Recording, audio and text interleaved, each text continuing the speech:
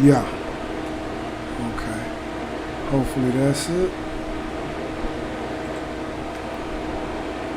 Okay. Trying to make sure I got my sound and everything right.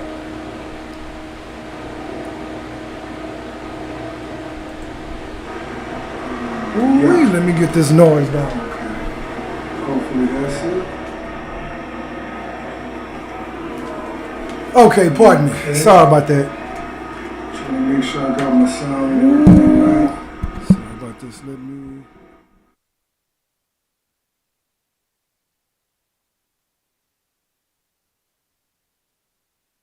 Okay. Okay, here we go. Much better. Jeez, that was a mess. Man, hey, what's going on, everybody? Thank y'all for joining your boy. Yeah, man, I had to take me a little hiatus, man. I've been trying to get everything. I got a lot of stuff going on right now. But, of course, I do come back on periodically. Hold on, let me see if I can get this set up here because this is tripping, y'all. Excuse me 1 second. Where are we at? This is what I'm looking for. And, okay. Excuse me, y'all. Pardon me 1 second. I'm trying to get my sound correct. Okay, let's close this out. Okay, let's get that done. Okay. All right. Testing. 1, 2, 3. Testing. Testing. Okay. Yeah. All right. Now. Yeah. So, here's the thing. I've heard a few black people, as well as the others. The others really don't matter because they really don't understand anyway, and they're not looking to understand. And what's going on is that you have a lot of folks that this whole reparations for foundational black Americans is a serious movement. This is a movement. And it comes from a place. You have a group or a few subgroups of black folks who are well-to-do, and they say, well, hey, don't be asking for free handouts. Why are you guys asking for free handouts? Why don't you pick yourselves up by the bootstraps and make your own way? And that's a fair argument to a degree. However, here's the problem. Let me rephrase it like this. If you have an entire governmental system, as well as the civilians in any country, and this could be, let's say, a specific group of white people, and their country that they're living in is governed and controlled by a different class of white people. So the white people that control everything have, let's say they all have blue eyes, right? And all the people that have brown eyes are the so-called lower class. So the people all the white people with brown eyes are forced to work. Their women are raped and murdered. Their men are emasculated and murdered. And everyone with brown eyes works for free. Their children are used as alligator bait, so the white men with blue eyes don't have to take the threat of getting themselves injured in their pursuits to acquire those alligators for the skin and the meat, because that's a whole industry, right? Okay, and let's say that this goes on for 400 years. So when you're making the transition from no longer abusing, killing, using, raping, and abusing these brown-eyed people, the transition from them being slaves over to being free, that's a different conversation, right? Now, there's something called genetic predisposition.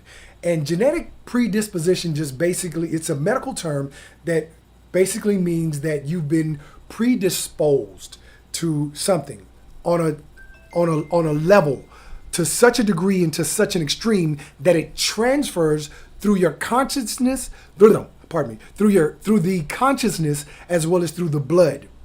So when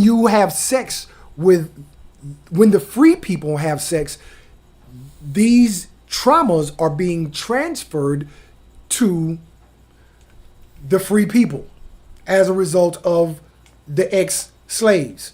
Now, and then you have to breed that out. Not to mention, mind you, you're forced or threatened to be with death if you were caught reading a book. Ever ran across somebody to say, "Oh man, I don't read. I don't like reading." Or you read books, "Oh man, you a lame, you square, you a sucker." Well, the reason behind that, there's a logic behind that. And the logic behind that is that it's a form of predisposition. They've been predisposed. Now, mind you, it's been, what, 100 years, roughly? So we're just coming up out of that. 100 years and some change, 100 and some change, closer to 130.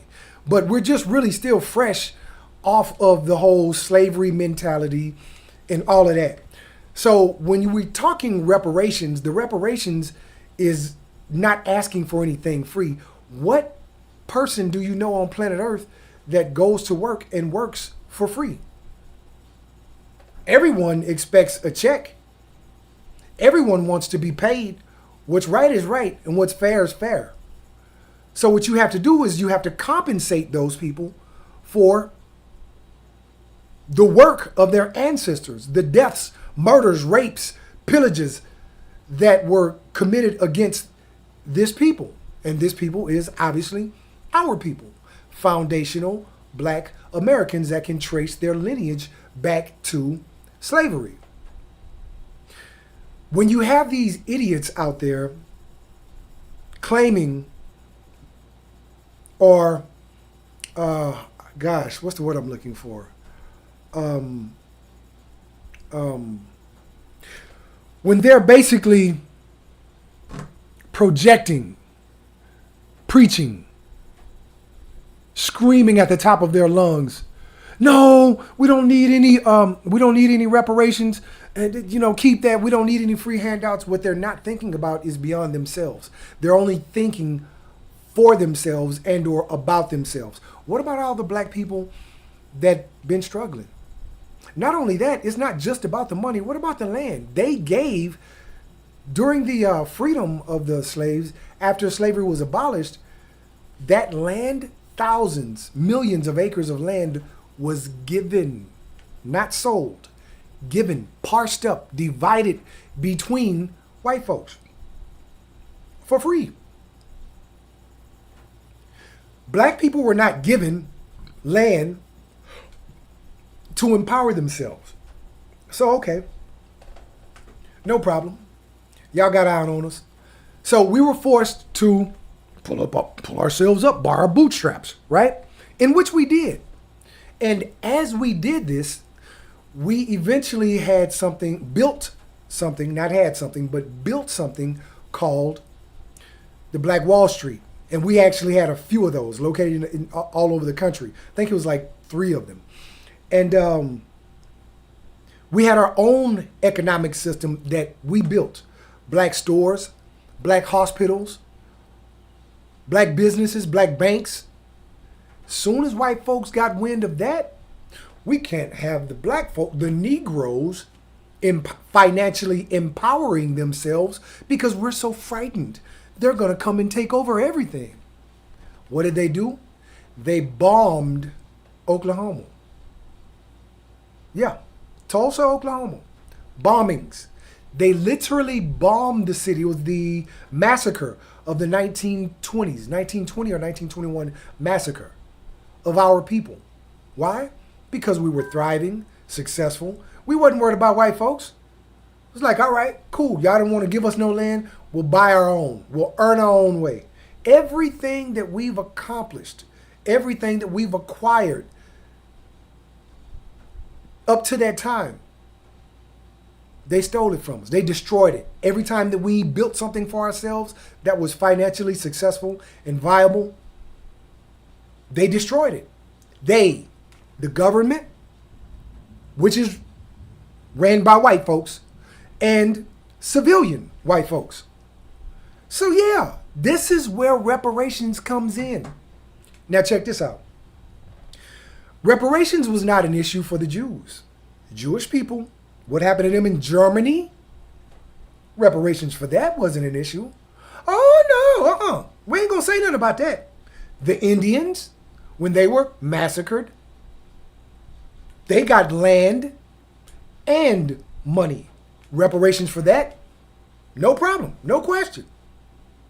The Asians, I can go down on this. We can keep doing this all day. Every time it's someone else that needs or that demands, better yet, reparations for their people, it's cool until it becomes a black thing. As soon as it involves our people, then that's when it becomes an issue. So I'm like, okay, how is it that everybody else can get their reparations and everything is fine for them, but as soon as it's us, there's a problem? When it's black people that want to buy land, it has to be devalued land. It has to be raggedy, cheap, undesirable land. When it's black people that want to move in the neighborhood and purchase a home, the price is not the same. Now all of a sudden, there's been an increase. Or we're requiring a higher down payment or something extra just to attempt to handicap black people. And it's a trip that certain other black folks, 9 times out of 10, they're already successful. They dismiss these actions by white America. And it just really trips me out that so many are myopic. How are you going to be myopic in the face of, conspicuous, aggressive, egregious disrespect? Check this out. There's a movement that I'm starting right now. I'm doing this. Every time, and I live in a historically black neighborhood. All of my neighbors, 99% of the people that I see in my neighborhood every day, morning, noon, or evening, look like me. I moved over here on purpose. Why? Because these are the people that I expected to see. I want to see these people. Those are my blue light glasses in case you're curious. Anyway, tell me why some of the businesses here have the audacity to move into our neighborhoods, start businesses in our neighborhoods, and they're successful off of the black economy, the black dollar. But they have the audacity to hire a bunch of Mexicans? Where does this make sense? Where's the logic? So, you know what? Don't worry about it. I emailed them 3 times. First time they sent me some gift cards. It's Shipley's Donut shop right here on Scott Street.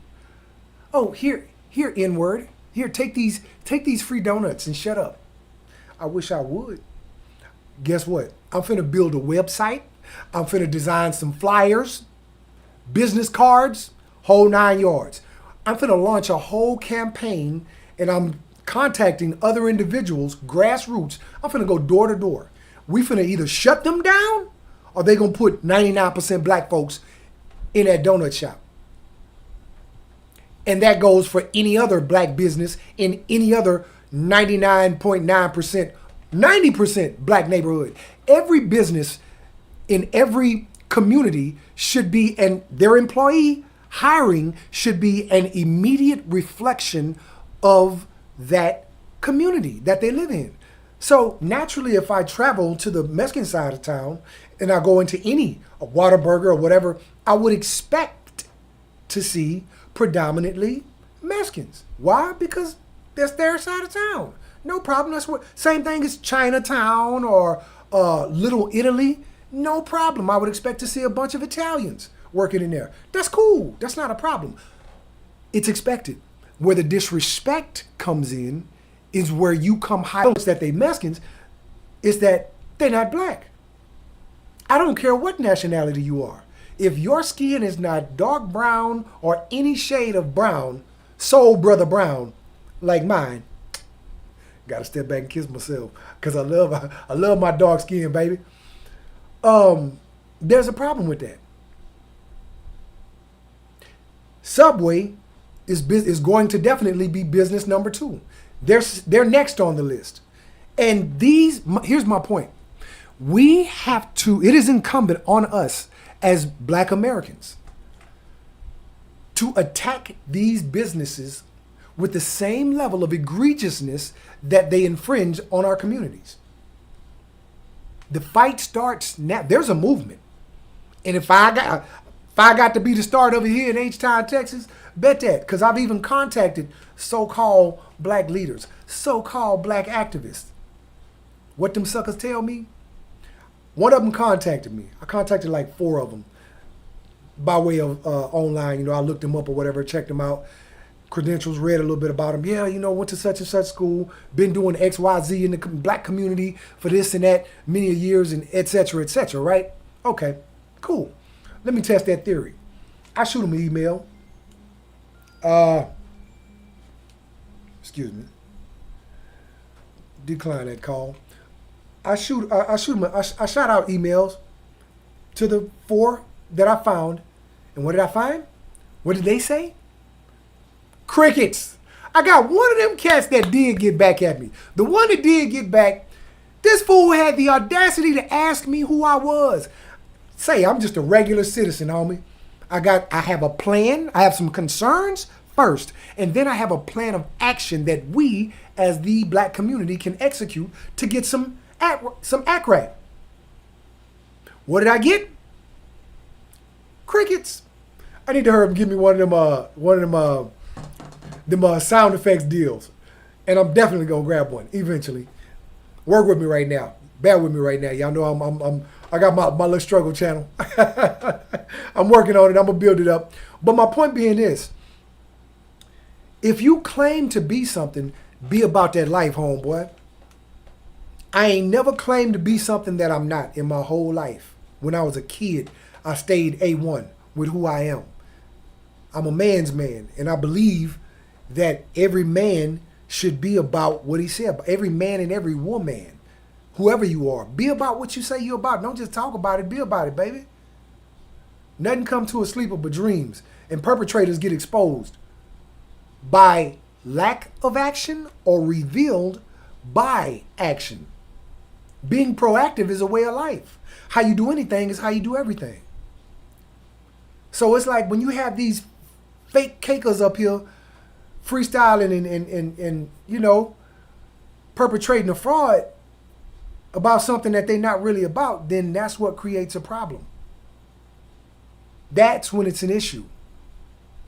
When you got folks that's not A1 like they say they are, like they claim to be. That's the problem.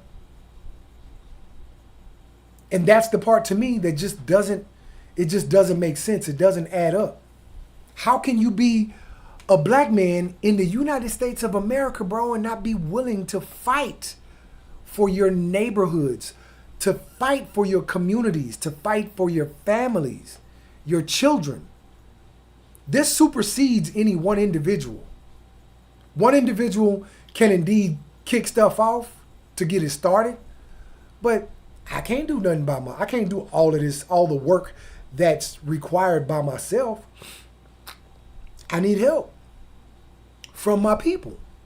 So as I continue on my grind, one day at a time, one house at a time, one person at a time, I guarantee you, we're going to get some act right from Shipley's.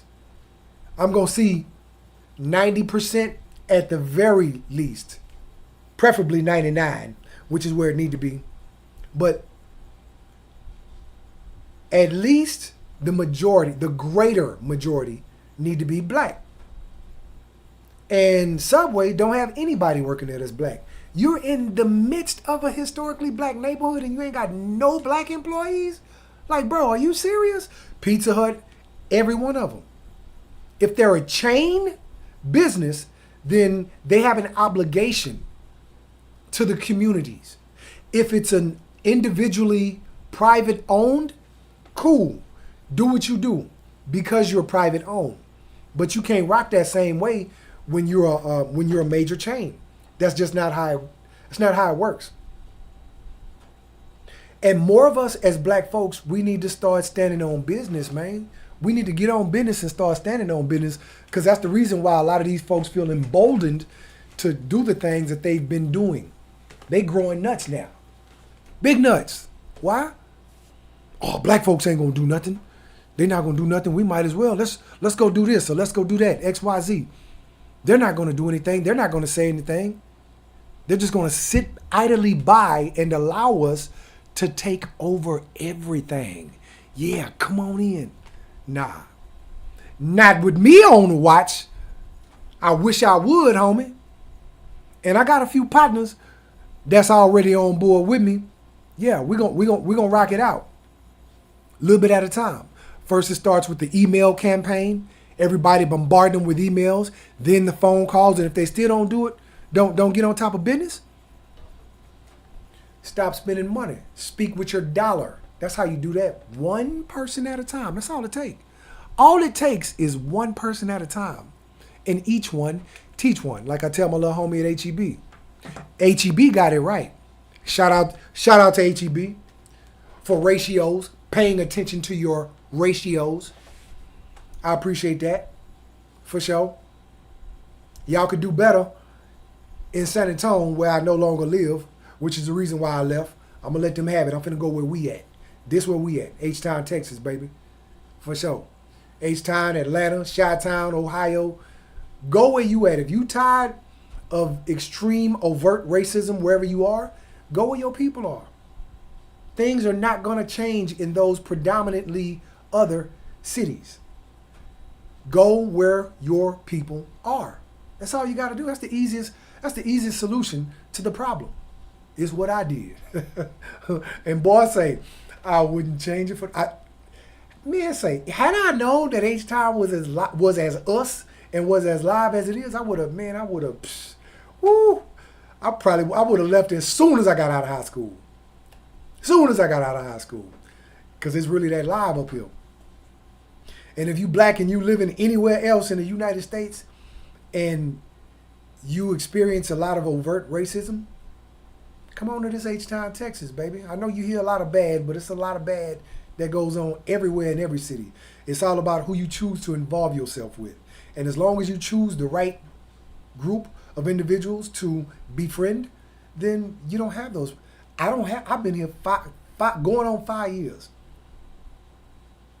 Ever since I got out of the penitentiary. And I don't have any of those problems. I'm cool with a bunch of with a bunch of old folks, gray hair.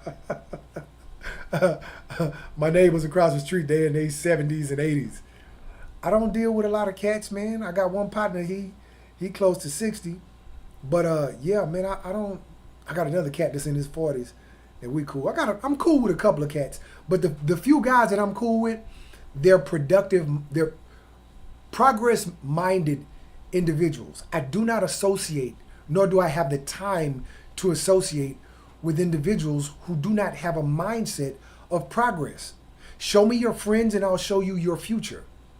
If your life is not centered around, organized, structured, which means intentionally organized around progress, like a system of progress every day, baby steps, then you're not going to be successful in anything you do.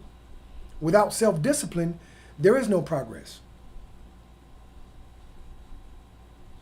It's who we are and what we do as human beings. Every human being has to have a goal. Women's goal is a husband. Man's goal is his purpose.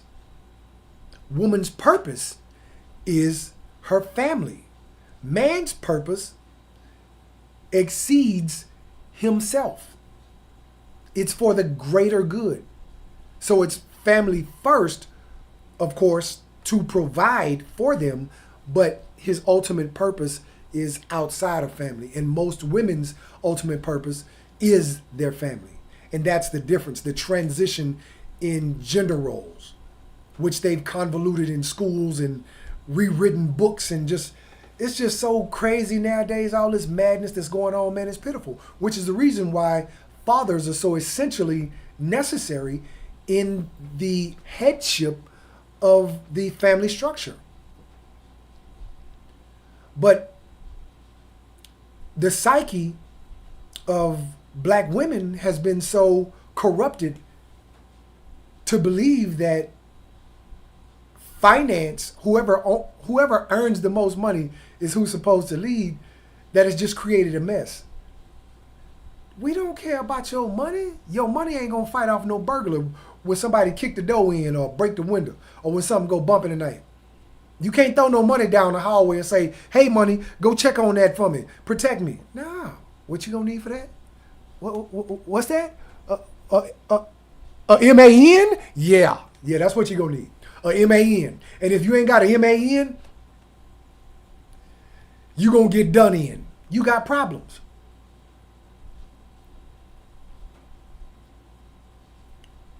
But I didn't deviate it. Going back to, better yet, allow me to connect from what the family structure is now to what it used to be as a result of what's been done to us over hundreds of years. And again, it's part of the strategy, the overwhelming, subtle strategy. Now it's subtle. It used to be overt. But in this, economy, in this society, it can no longer be overt. Now it's a very subtle strategy that's one of, oh, I'm not going to call you a nigger to your face, or, oh, I'm not going to be overt or blatant in my racist ways and disposition.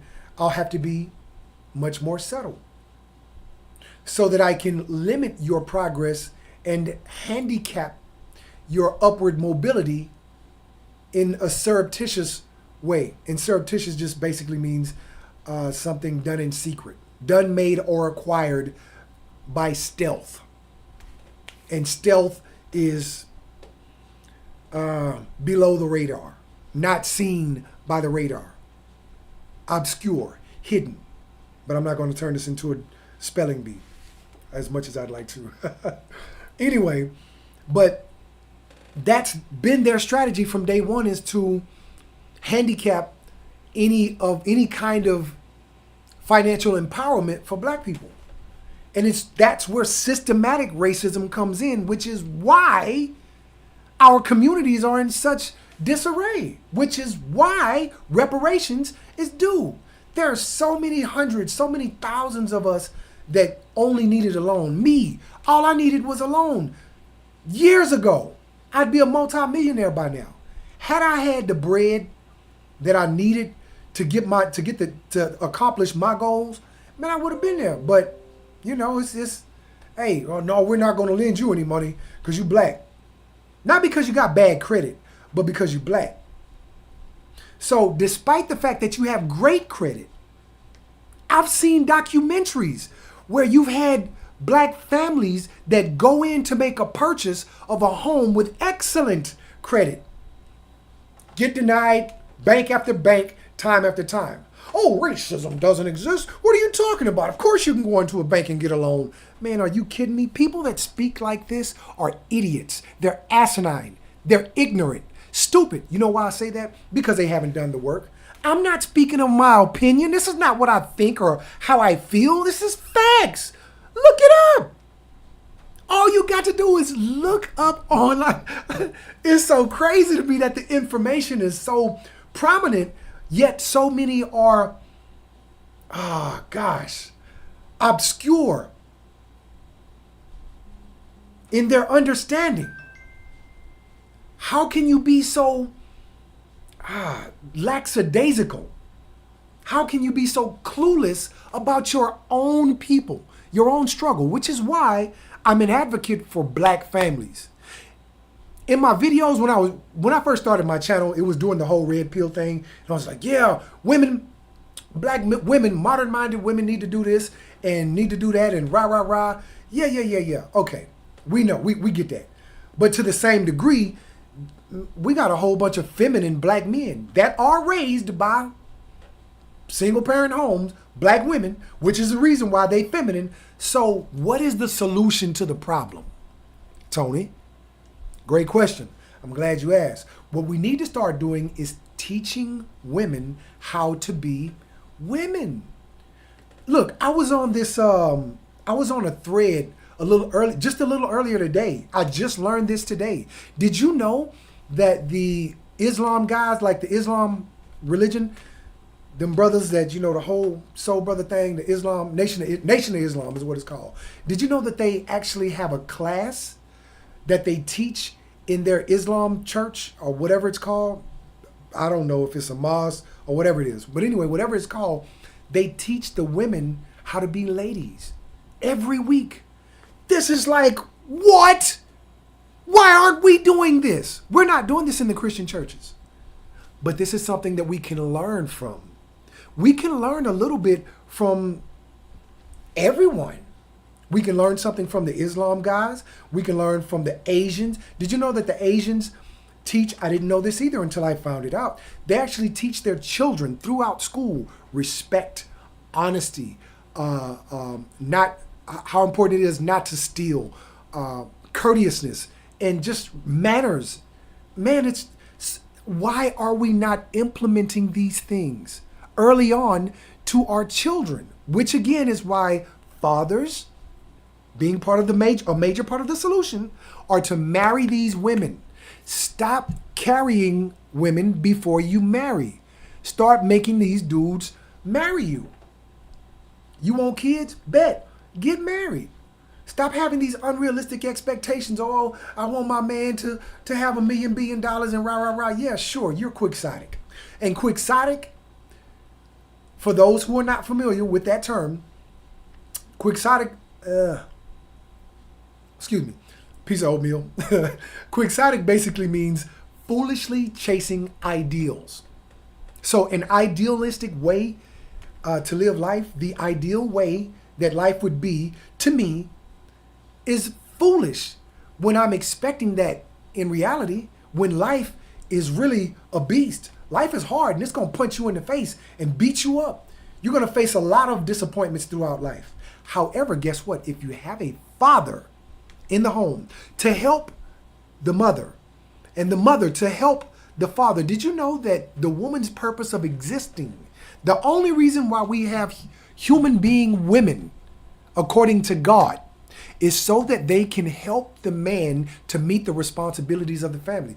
God is God. He's so live, he could have figured out a way for us to have babies, to continue the human race. It's called mankind for a reason, is it not?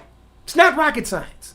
Why does basic common logic that's tautologous, and if you're unfamiliar with tautologous or tautologus, tomato, it basically means true by virtue of its logical form alone. Why does tautology escape the minds of so many on such an elementary level? It's foundational that we understand certain things. Women need men, and guess what? It's not rocket science. Men need women. And when we got that peanut butter and jelly sandwich, it tastes so good together, baby. It tastes so good together. I'm so glad that God helped me, and it literally took an act of God to teach me, look, this is not what's up. Because in my mind, I used to think, man, I wish I would get who? Married? Man, you crazy. What for? When I can have it my way, why would I get married? That's an immature, stupid, childish way to think. That's how we think when we need to grow up.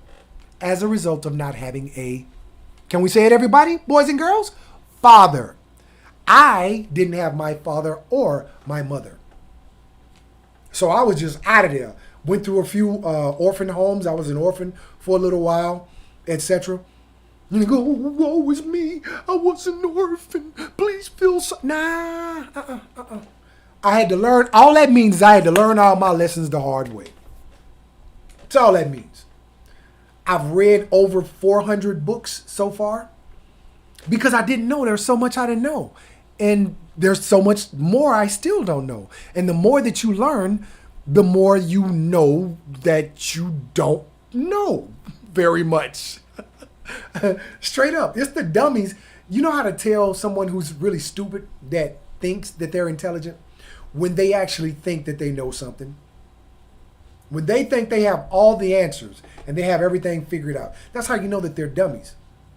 It's only when you put in the due diligence that you realize, like, whoa, man, the world is huge. People are many, multitudes, and knowledge, information is vast.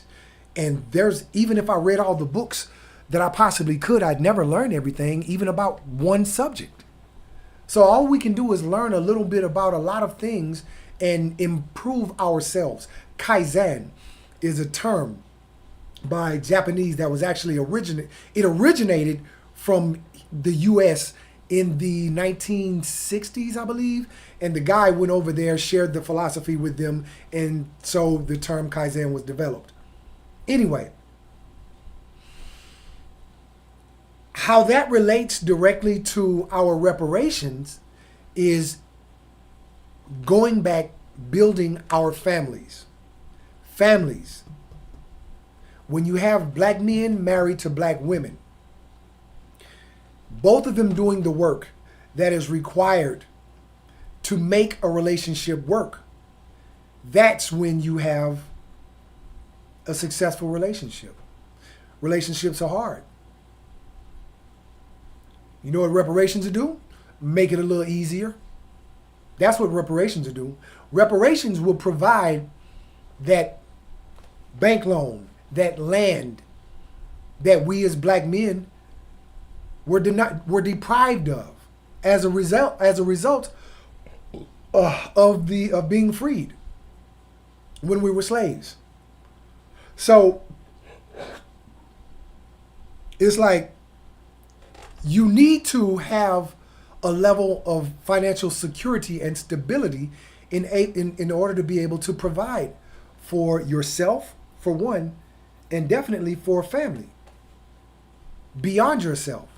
So it's a form of stability. I'm in the process of doing so myself right now. Look, I made a mess of my life. I made all the wrong decisions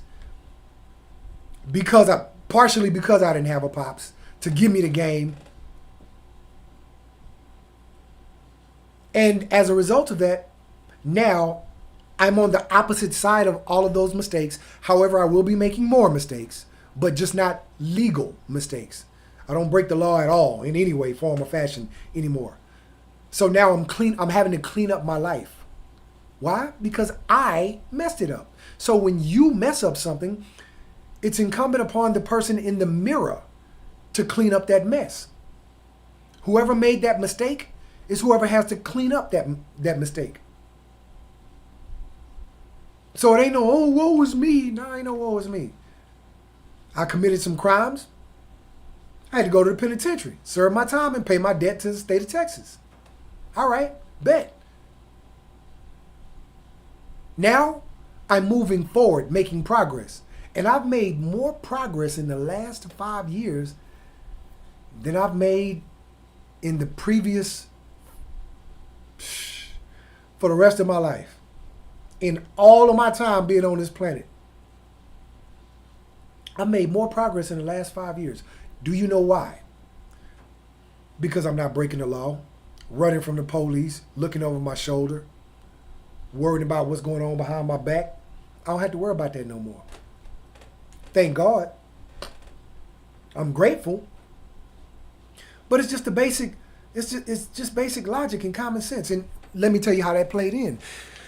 Me breaking the law was for me to earn the money to finance my dreams and hopes.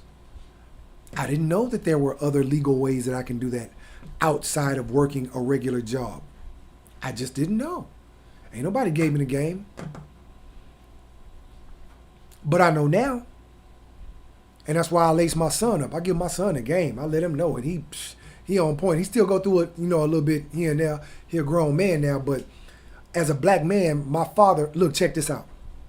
I'm not even sure if I said this in another one of my streams or not, but I remember I was talking to my son, and I told him, I was like, look, don't tell me Happy Father's Day because I didn't raise you. And you know why I didn't raise you. Your mama kept me away from you. She allowed us every now and then to have a little tiny bit of relationship interaction. But for the most part, bits and pieces here and there. So I told him, I was like, yeah, man, don't tell me Happy Father's Day. It's like, why, Pops? And then I explained to him why. And he was like, well, you've been a father to me. And he a grown man. Of course, that made my eyes all weepy and all that kind of stuff. I appreciated it. But, yeah, so I guess now you could say, yeah, all right, I'm going to pop soon. Because anytime my son need me, I'm going to come through. That's my dog. That's my homie. That's my son. You know what I'm saying? That's my little guy. And that's how we are supposed to be as fathers. We are to encourage our sons and our daughters and our women. We're not to be derogatory or condescending toward them. Why not encourage one another? Uplift each other. That's more beneficial for us as a whole. That's productive. That's beneficial to the race, to our group of people as a whole. When they see us conduct ourselves amongst ourselves, even with them, each other, that teaches them the lesson of how to interact with other black men. Black people, period, for that matter. Young, old, male or female. Because that's what it's about. So when we get this reparations, for those of you that are FBAs, foundational black Americans that can be traced back to ex-slaves or to slaves, make sure that you have a plan in store. Start planning now. Whatever it is you've always wanted to do with all your life, start planning now so you can mash the gas and make a way to leave something to your children's children, like God's words say. He says, a righteous man leaves an inheritance to his children's children. I'm not even living for me anymore. I've had all the sex. I've had a little bit of money. I've done some things, taken a few trips. You know, I done all that already. So now my life ain't about me. My life is about my children and my grandchildren. That's what it's about.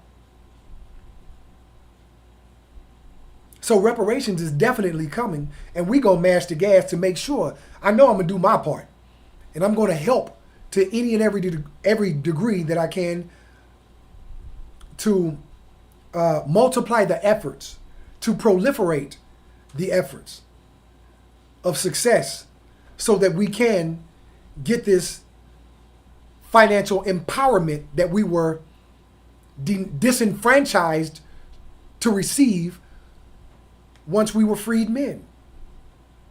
Once our ancestors were freed men.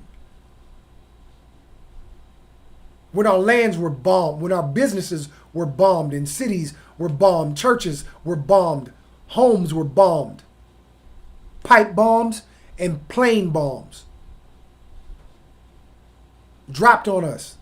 Now we're not in that situation anymore so much. It's not as overt. Then yeah, now we can pull out. We're just now entering an atmosphere where we can pull ourselves up by the bootstraps. And you know what? When this reparations does come through, that's when it's going to catapult. Man, it's going to catapult black folks into the upper echelon, where we belong, where we should have been from day one.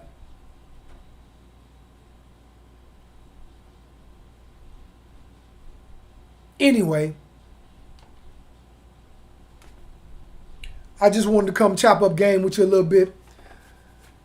I had a few viewers, and I'm gonna keep on pushing here and there. I got a whole lot of stuff going on, but I don't want to go too deep off into it because it's going to sound like an excuse. And winners make progress, losers make excuses. So I'm not even gonna get to it. I'm just gonna keep making progress. It's slow boogie, but hey, slow progress is still progress. And I hope you do have a better understanding now of why reparations, we will get reparations most definitely, and why we deserve reparations, and why reparations for us is not some free handout. Oh, please give me something. I can't do nothing for myself. Now, you owe me this, homeboy. We've been putting in work. We built this country for free. The financial prosperity of the United States of America was first established on the backs of black people. Period. Get that understood. Before you think, assume, or intend to say anything other than the facts, this country was built. The reason it exists is because of us.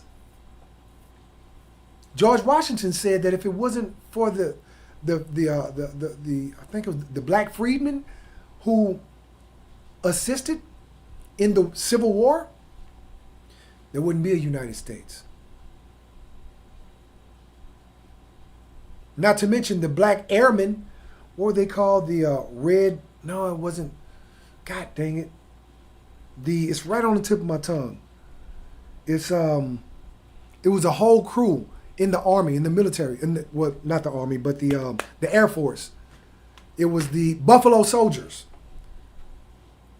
You know how many planes we shot down it's just, I can go minutes on and on and on about the black contributions to this country that allowed this country to be a country and to consistently remain a country. You can't say this about the Mexicans. You can't say this about the Asians. You can't say this about nobody else except for two groups of people. White people and black people. Period.